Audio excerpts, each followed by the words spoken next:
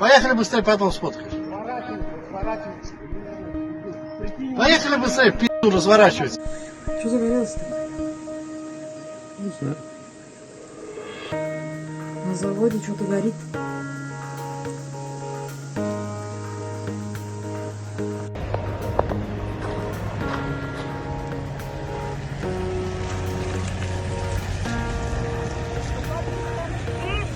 Вот со стороны комбината дым пошел черный.